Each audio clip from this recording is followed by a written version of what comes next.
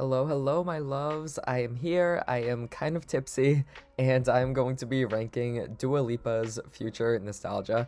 I love this album. This was seriously such a moment when it came out. I remember it was the beginning of the pandemic, everyone was sort of shut in, and out comes this huge dance album that no one could go to the club and dance to.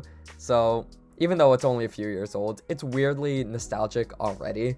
Ironically, because it is called Future Nostalgia, but I'm going to be ranking the songs from my personal least favorites to my personal favorites. So this isn't how I think the songs are objectively from worst to best. This is just how I enjoy them. So number 16, this is bad. Fever. I feel like this is a fan favorite. I do not know what it is with me and fan favorites. I just don't get along with them. I see so much love for Fever. And do not get me wrong, I enjoy Fever. I think it is a very good song. I just don't go back to it as much as the other songs. It's a little bit more subdued, I guess, which is ironic considering what my number one is, but we'll get to that later. I don't know, it just doesn't do that much for me. I enjoy Fever, I think it's catchy. Again, I don't think it's bad at all. I still enjoy it. I'm just not going back to it as much as the other songs. That is all. I think maybe because it's not necessarily like the huge dancey kind of vibe that the rest of the album is, and that's why I don't go back to it. That's all.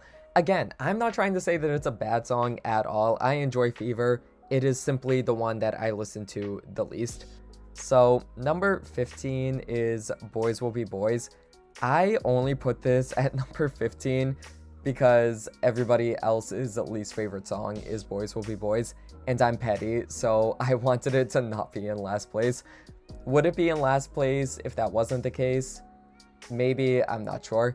All I know is Boys Will Be Boys gets a lot of hate online. Even when this album first came out, I remember people said, this doesn't belong, this has nothing to do with the rest of the album, and do I agree? Yes, but I still enjoy Boys Will Be Boys. I think that there is place for a song like this on an album like this. Now, does it belong as the closing track? No, and I think that's why it gets a lot of hate, because here you have this whole album full of really fun, upbeat kind of moments, and then you have Boys Will Be Boys, which is more message heavy, I guess. It doesn't really have much to do with the album, and I do think it would have worked better maybe as like a track 6 or like somewhere in the middle there. Why is it the last track? I don't know, but I genuinely do think that the fact that it's the final track on the standard edition is why a lot of people didn't love it, because usually the last track on an album is sort of supposed to be a wrapping up kind of like thesis statement for the rest of it. And Boys Will Be Boys doesn't have much to do with Future Nostalgia. Future Nostalgia is a dance album. It is a club-ready album. And Boys Will Be Boys is basically saying a social message about how men could get away with more than women can. And I agree with that.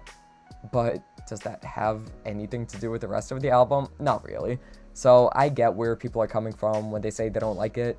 I still like the song. I actually do just think it's a good song. I don't, again, go back to it as much because I don't think it's as catchy. It's not as danceable. It's not as bombastic and over the top as the rest of the tracks. But look, any song that bashes men, I enjoy. That is my whole MO. If a song is about bashing men, I am there. I am 100% there for it. So Boys Will Be Boys is fine. It's not necessarily one that I go back to a lot. And do I understand the criticism it gets? Yes. But I'm petty, so I couldn't put it in last place. I gotta stand up for the underdog, okay? Number 14 is Future Nostalgia, the title track.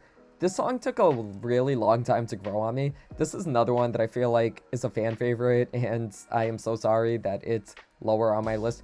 I really genuinely do not know what it is with me and fan favorite songs.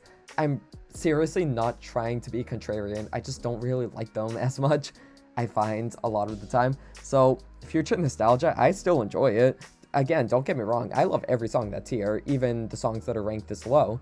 But Future Nostalgia, it's fun. I like it. I think it works as the title track. It sort of encapsulates everything the album is about. I just love how it's her playing into this like role as the pop star. Like, I know you're dying trying to figure me out. I enjoy that. I think she's adding a layer of mystique to Dua Lipa, the pop star, if that makes any sense. And that's what's so great about it. It's just a really fun kind of Bitch I'm Here song. That's what Future Nostalgia is to me. It is the Bitch I'm Here song, and she's presenting what her overall thesis statement on the rest of the album is going to be.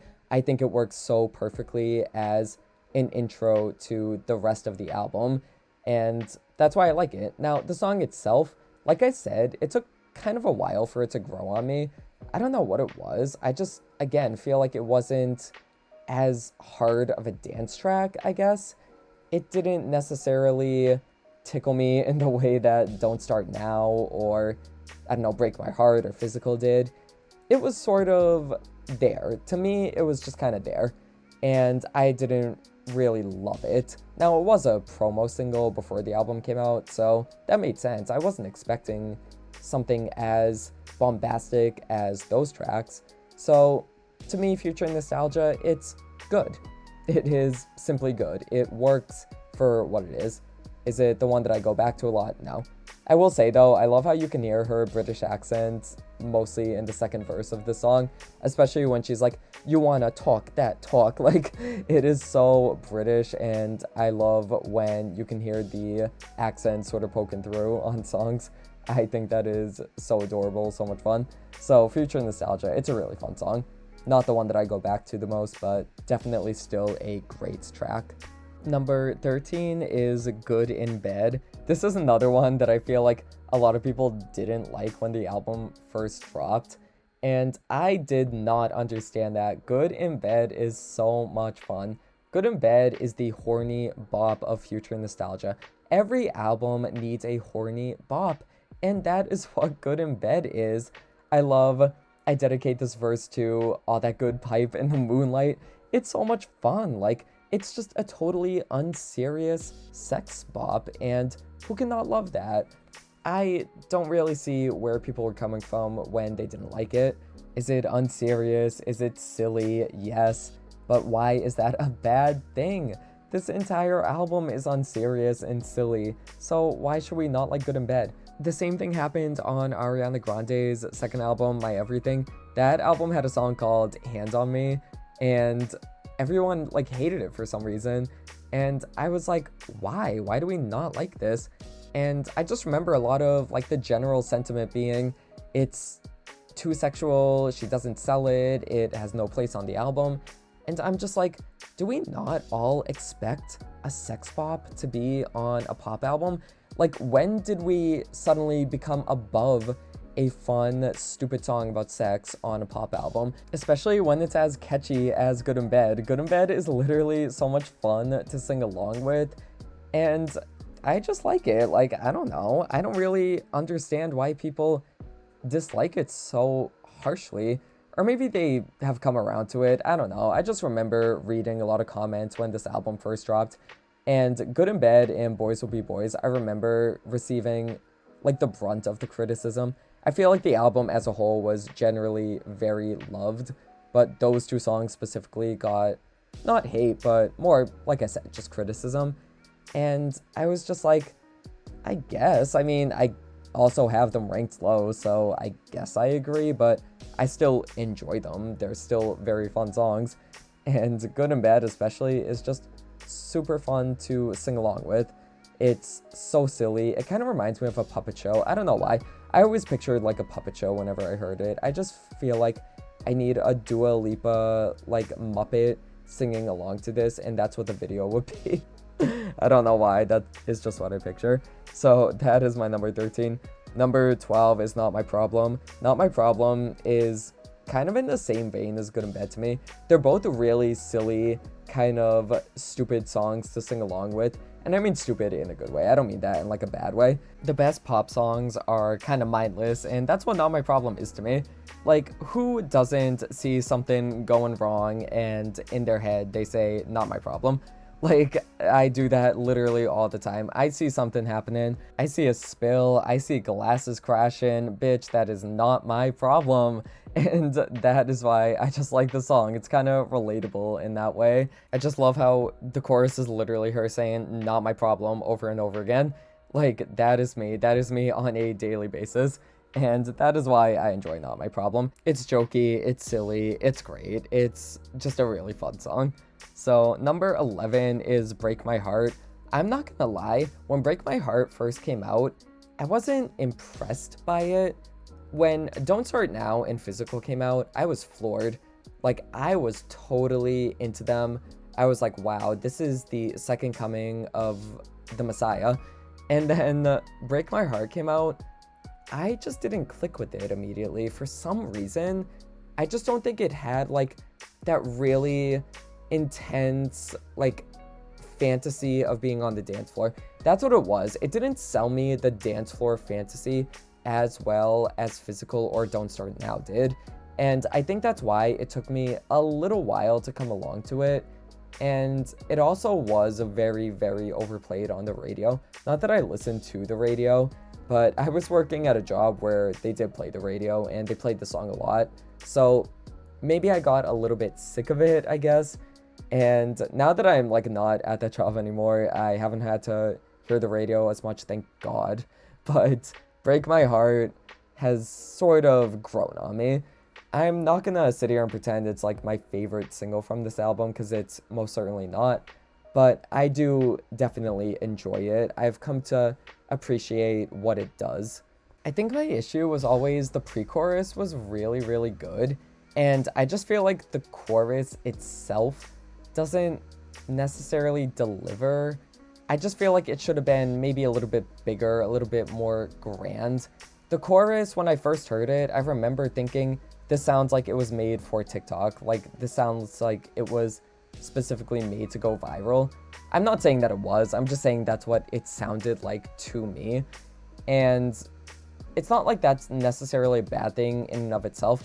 I just feel like I was a little disappointed by it. I just wanted a little bit more from it. Now, with all that being said, I still really love Break My Heart.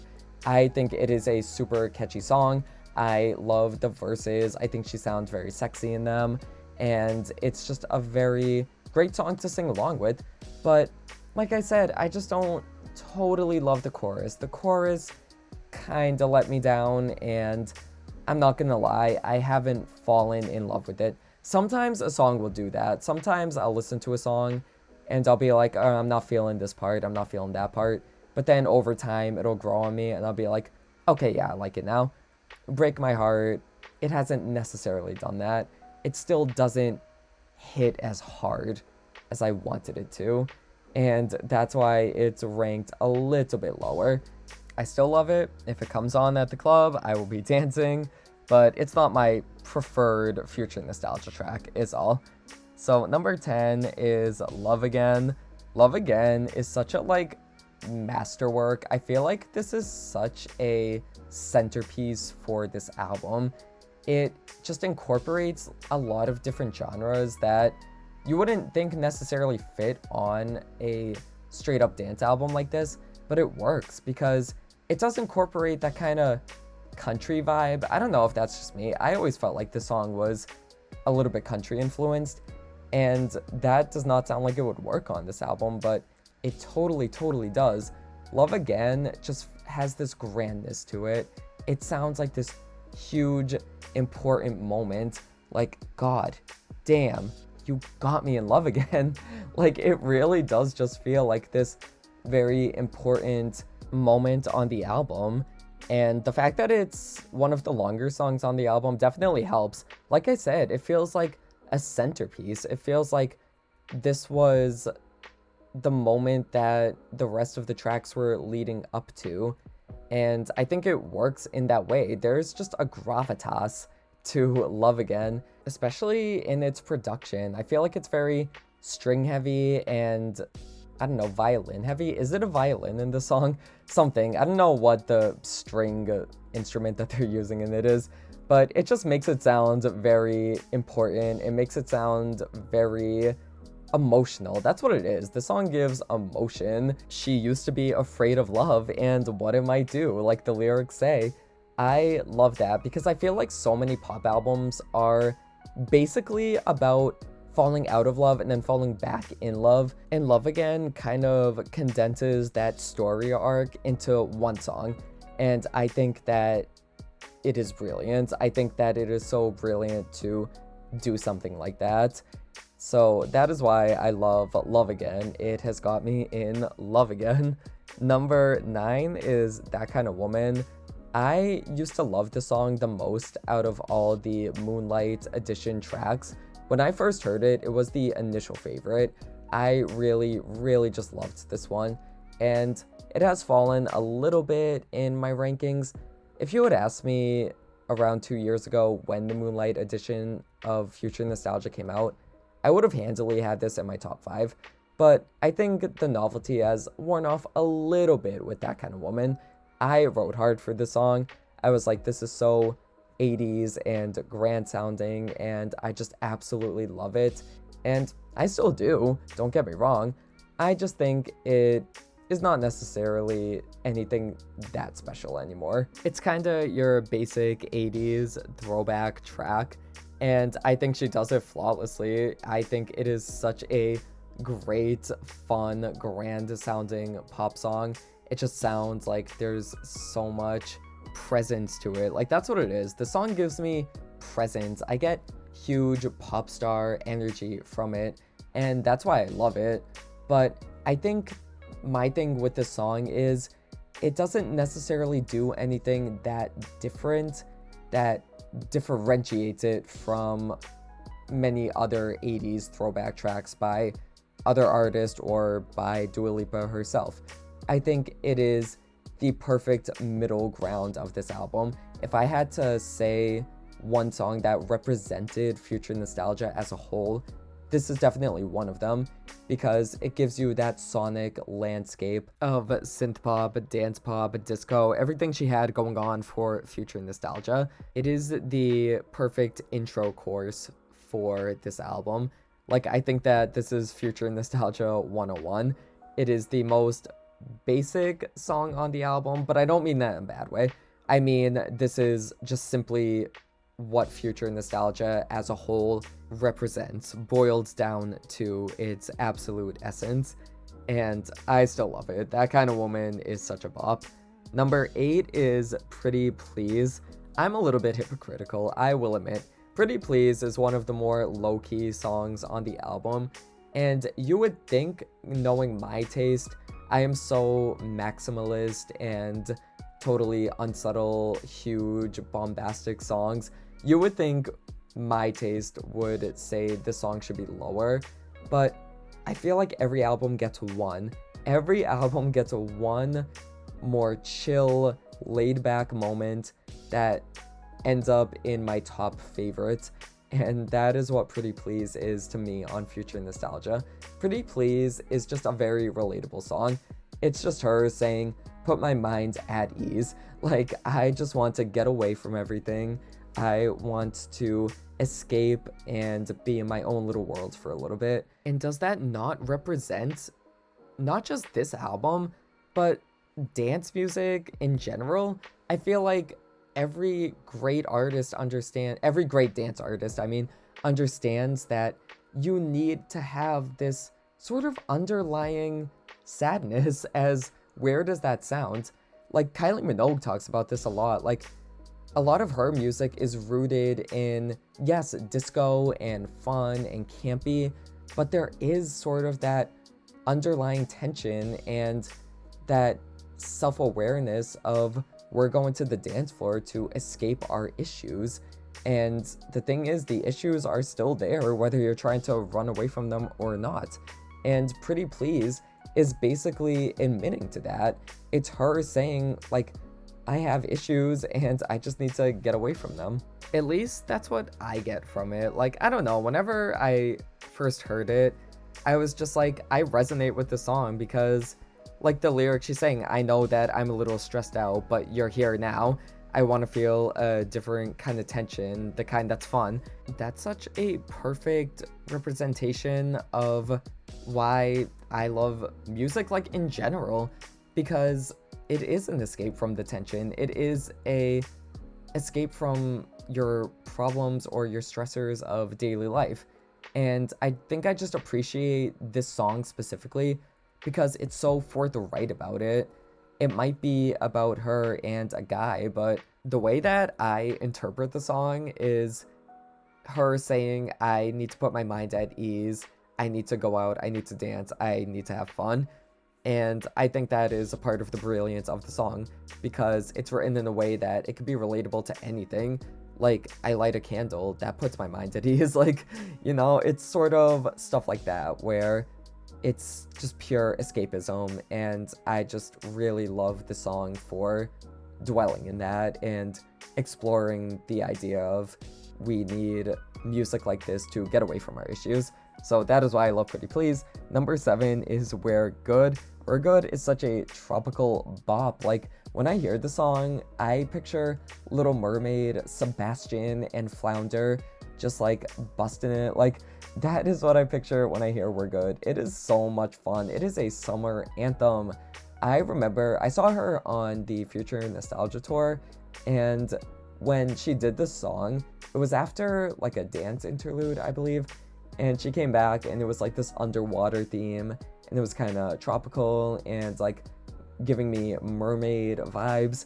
I loved it. I thought it was so perfect and I love a tropical moment like that. If anyone's listened to Liberation by Christina Aguilera, her song Right Moves off that album is like similar because it's also tropical and like islandy. I absolutely love moments like that. Songs like this just stay on my summer playlist, and We're Good has stayed firmly on the summer playlist. There's not much to it. It is simply just catchy and fun, and I love it. Like, I can't say that much else about it. I will say, though, this is the one of the only songs where I actually prefer the censored version as opposed to the non-censored version, because the explicit version, she says, like, we're not meant to be like sleeping and cocaine. I don't think it's a bad lyric. I just feel like we're not meant to be, that's never gonna change, flows better. I feel like the original lyric, you kind of have to think about for a second to get it. Like, why were cocaine and sleeping chosen? Why is it those two lyrics? Oh, because cocaine makes you not sleep. I get it now. Like, I don't know. I just feel like it's not punchy. I feel like it doesn't necessarily lend itself well to a fun pop song like this. Like, it's a little more distracting. Like, you actually need to think about it for a split second, and even just a split second is a little bit too much. I just feel like songs like this, every lyric should be immediate. Like, you should just get it. And when she said, like, we're not meant to be like sleeping in cocaine, I was like, what? And then I was like, oh, okay, I get it. And yeah, granted, it only took half a second to understand what they were going for, but that half a second ends up kind of having an impact because, like I said, it's distracting to have to think about something like that. Maybe that's just me, I don't know. I just feel like the censored version actually works better. I feel like it just flows a little more smoothly, but that's just a random tangent. I love We're Good. We're Good is such a fun tropical Little Mermaid bop. Ariel is dancing to this down under the sea. Number 6 is If It Ain't Me. If It Ain't Me is now my favorite of the Moonlight Edition tracks because it literally is like perfect. Like, this is a perfect pop song. Everything from the really punchy verses, like the little talk song thing she has going on with that. And then I love the pre-chorus when she says, like, what if you left me here and I filled the floor with my sequin tears? I love the visual. Like, what does sequin tears mean? Who knows? But it just sounds really pretty, and that's what matters. And I think the song really delivers in having that huge chorus that just sounds so grand and you just really need to sing along with. If It Ain't Me is just such a perfect pop song. Again, there's that underlying sadness. Like, she literally says such a sad disco, if it ain't me. And the best pop songs understand there does have to be sort of a bit of a darkness underneath the really glittery, shimmery production. And If It Ain't Me is the perfect balance of having that immaculate sound to it, but also being a little bit sad, a little bit tragic in its lyrics. Like, she's saying, "Baby, don't you let go," or "I'll be dancing with my heart broke." That is just so classic. That is very classic disco dance music. And that's why If It Ain't Me just works. It just works on every level. It is a perfect pop song, and again, just represents everything she was going for with future nostalgia. So If It Ain't Me, it used to be, I would say, my second favorite. I used to like That Kind of Woman definitively more than all the other Moonlight tracks, but it sort of slipped in the rankings, and now If It Ain't Me has emerged as the victor of the bonus tracks. I absolutely adore If It Ain't Me. Number 5 is Physical. When I first heard the song, I thought for damn sure this would have been my favorite off the album. I was like, this literally is one of the greatest pieces of music I've ever heard. I still agree with that. This is one of the best pop songs, one of the best singles released in this decade, and I will stand very firmly by that. It just hits every note I want a dance song to hit. It has that really hard, pulsating synthy production. It has this real gravity to it where it just feels like this is the most important thing. Like, she is screaming, "Let's get physical." And I love that little Olivia Newton-John reference. I think that that is so appropriate for this album because it does harken back to 80s and that kind of sound. And who else to reference but Olivia Newton-John? I mean, she's a legend, or she was a legend, rest in peace. But no, Physical literally is just such a moment. It is a grand moment. It just feels so important. When you listen to it, it just commands your attention. And that is why I love it so much. I thought for damn sure this would have been my favorite off the album. When I first heard Physical, you have no idea. Like, I just had to have it on repeat for like a full 24-hour period. I was entranced. You literally just could not talk to me. I just had to have it on repeat for literally a week. Like, when I'm thinking about it, when this song came out, I was like actually obsessed. Like, I kind of forgot how obsessed I was with this song. I was just so in love, and I still am, but it's not my absolute favorite. And that is just a testament to this album's quality. The fact that Physical, a song that I personally consider to be one of the best pop songs to be released in the 2020s, is number 5. That's crazy. That's absolutely maddening. So what could top it? Number 4 is Don't Start Now. I have to say, like, the arc that these two songs have gone on, because when Physical came out, I was like, this is the best song. It's even better than Don't Start Now. And I think that's only because Don't Start Now, I just heard everywhere. And it is sort of that exposure effect when you just hear too much of something or you see too much of something and you kind of get sick of it. It's not that I got sick of Don't Start Now, because I always thought this was an amazing song. It's more just I got very excited for the newer song, and that's why for a moment in time I did like Physical more. It wasn't until things sort of cooled off, I guess, like when I had time to sit with the album. I'm talking like maybe 2 years after the album came out. Like, as time has gone on, I just have to recognize the brilliance of Don't Start Now. Don't Start Now, if Physical is one of the best songs of the 2020s, Don't Start Now is one of the best songs of the 2010s, because it was released in 2019. And I feel like I always think of it as being a song from the 2020s because that's when the album itself came out. But it was technically 2019. And I remember the whole like holiday season of 2019, I just spent listening to this. And Don't Call Me Angel off of the Charlie's Angels soundtrack. Those two songs. I was just so floored by Don't Start Now. From the moment that it started, like that sort of, I don't know how you would say it, like hazy kind of effects that she has in the beginning, and then it just launches into that synthy, really punchy kind of production, and it is just such a tight dance song. That's what it is. This is the tightest song on the album. Like, it is just produced so immaculately. It just sounds so incredible. And to this day, I think it sounds fresh, even though it's about 4 years old now. Oh my god, that's crazy. It is about 4 years old. The fact that it still sounds as good to me as it did in 2019 is, again, a testament to its quality. I hear the song when I go out. It is still played regularly at parties, at clubs, and it does not ever not get a response. Like, it always gets a huge response from the audience, and for good reason. This is a timeless sounding song. This is a timeless dance song. Like, this one is one that's going to be played everywhere for years to come. It is simply perfect. This is just one of those songs that sounds like it's always been there. I feel like the song has always existed. We just did not know it until it came out. So that is why I love Don't Start Now. I can't even get into the specific details because it just is one of those songs we all know. We all understand. Don't Start Now is just a basic, like, intro to pop starter song. Like, you need to know this song. If you don't, then I don't know what to tell you. It is just one of those basic tenets of life.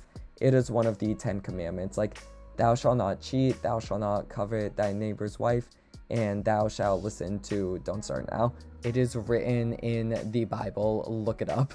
Number 3 is Hallucinate. Hallucinate is a song that sounds like it belongs on Confessions on the Dance Floor by Madonna. I think that's because Stuart Price was the producer for the song, and he also produced a lot of Confessions on the Dance Floor tracks. And I think, I'm not like 100% sure on that, but Hallucinate just really reminds me of Confessions, and anything that reminds me of that album just immediately jumps up in the rankings.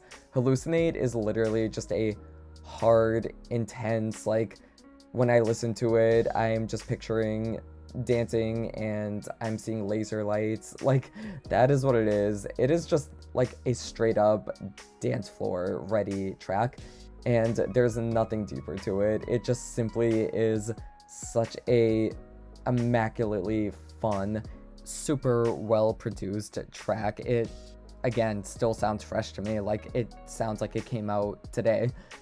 I just think it is such a great song to dance to. Like, pocket full of honey and I'm ready to go. What does that mean? Why does she have a pocket full of honey? I just never really understood that. Like, where is Winnie the Pooh? Why is she carrying around honey in her pocket? Like, that never made sense to me, but it's one of those fun lines that you don't think about. It just sounds really fun, and that is why it works. Hallucinate is just simply excellent. It is dance floor excellent. It is pristine. It is shining. It is sparkling. It is absolutely perfect. It is a flawless gem. Number 2 is Levitating, the best single. The best single. When I first heard Levitating, I knew that it was going to be a single. I literally knew that. I predicted it. I am always ahead of my time. But, like, I just feel like it sounded the most accessible. It just had the most mainstream, widespread appeal. And even though a lot of the times when a single is released and it's overplayed, I do get sick of it, Levitating is one of those very rare examples where I have never gotten sick of this. I hear this song, like, so consistently if the radio's ever on. Again, not that I listen to the radio. I keep complaining about the radio. I don't listen to the radio. But, like, if somebody else is listening to the radio, or if it happens to be on in, like, I don't know, a Target or, like, a department store, Levitating is always playing. Levitating has consistently gotten play since it released, and I have not gotten sick of it. That is extremely rare, and that just goes to show you how incredible the song is. Levitating It's one of the most stupidly catchy songs I've ever heard in my life. Again, timeless. This sounds like a song that has always existed. This sounds like such a given. Like, this song is a given to me. Like, pop music never existed without levitating because it's such a fundamental to me. It just fundamentally represents everything great about this genre.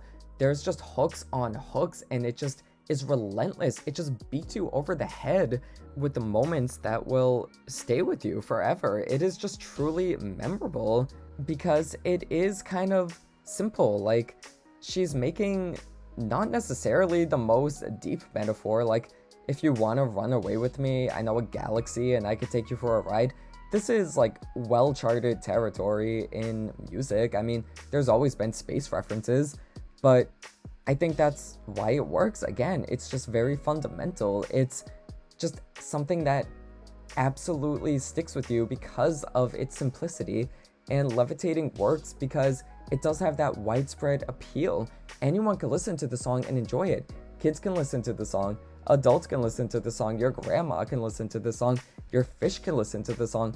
Anyone can listen and enjoy because of its just sheer catchiness and stickiness, and every single moment will stick with you.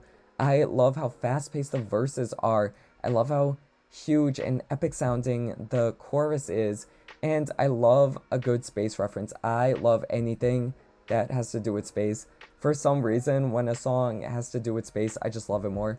Like, Out of This World by Britney Spears is one of my favorite Britney Spears songs ever, and because it sounds spacey. Space Mountain is my favorite ride of all time because it's in space and there's stars and it's pretty, and like, for some reason I just love like space themed things. I don't know why, and that is maybe why I'm very biased towards Levitating, but that is just simply why I love it. Again, this is my list of personal favorites. Do I think it's the second best song on the album? Potentially. Like, I actually do think it is very much up there, even though, yes, I am biased because it's a personal favorite. I do legitimately think it would be, at the very least, in the top 5. It is very hard to write a pop song that has the mass appeal to everyone like this song does. So when there is a song like that, it is just very, very impressive. And even more impressive is the fact that, again, I haven't gotten sick of it. So many times I'll overplay a song myself or hear a song out in the wild a lot, and I'm just like, oh my god, I'm sick of it. The fact that I still choose to listen to this song to this day, like years after its release, is insane. That's insane, because it's not only overplayed on the radio, I overplayed it myself, and I am still not sick of it. That just goes to show you how incredible the song is. I just think Levitating is the best single from this album, in my opinion. I really, really do think it's the best one. So what could top that? Number 1 is Cool. I feel like this is a weird choice. I haven't seen many people say this is a favorite. I've seen a lot of people love this song. I don't see hate for Cool, but I feel like not a lot of people say it's their favorite. When I first heard Cool, I knew, like, there was a moment between us. We shared eye contact, we saw each other, and we just knew. And the thing is, it wasn't initially my favorite. I think initially, when I first listened to the album in full, I think Levitating was my favorite. But very quickly after, Cool overtook the throne. Cool just came in and just snatched that up and became my summer anthem ever since. Like, this is such a go-to summer song. Cool, to me, is ironically the only song on Future Nostalgia that makes me feel nostalgic. This is the only one that actually brings me those feelings. I love songs that are reminiscent sounding. This song to me sounds like young love. It sounds like a hazy dog days of summer kind of moment. She never had a love like this hit her harder than it ever expected. Like, it just really does sound like your first love, and sonically it does sound very like summery, but not like summery in terms of being like tropical or like islandy. It sounds like a summer night. Like it's warm out and it's nice out and the sky is like orangey and purple, and you're walking outside and you're getting ice cream after you played mini golf and you're like with your group of friends and you are in love with this man. Like that's what it is to me. I'm making no real sense, but like this is the vision. This is the vision. Cool to me is just such a sentimental song. Like I can't say I've ever lived this experience that she's talking about, but she sells it so convincingly that I feel like I have. Like I feel like I have lived this song even though I haven't.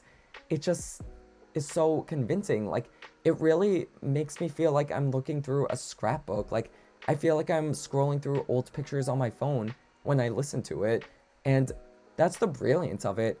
It just evokes this feeling of being young and just having this blissful ignorance, and it sounds like that, and that's why it's my personal favorite. I love when songs evoke that feeling of being younger and going back to those days where everything just felt dreamy. That's what the song sounds like to me. It just sounds dreamy. Like there's something very ethereal about it. It's very like beautiful and gorgeous sounding, but again, I think it still manages to have that really big pop grandness to it.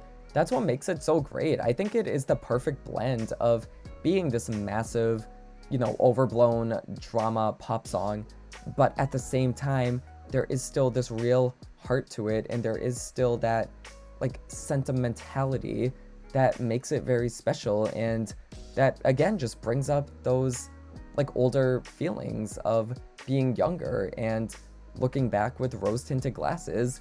I love songs that are like that, and that is why it is my personal favorite. Cool is just a very like personal sounding song to me. Again, I don't relate to any of the lyrics. It's just how it sounds. Like when I sing it, when I hear it, I'm just like, I feel it, Like you don't need to necessarily relate on like that level to it. You don't need to relate to every single lyric that a song has, but if you just like feel it, if you understand the emotion that it's trying to evoke, that's what I think is important.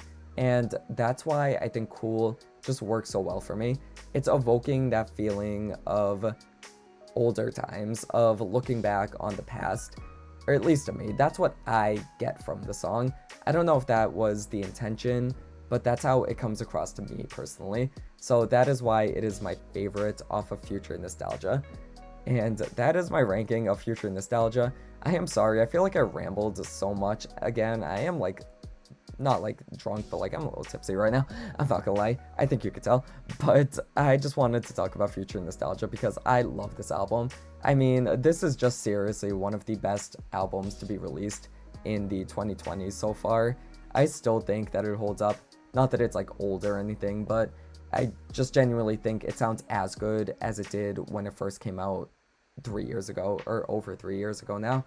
And it is just very much a special record. I really do feel like this is one that will live on. This is seriously one that will be studied by music scholars and historians for years to come. So that is my ranking. Thank you so much for listening. If you made it this far, I am so sorry. But again, thank you for listening, and I will see you next time.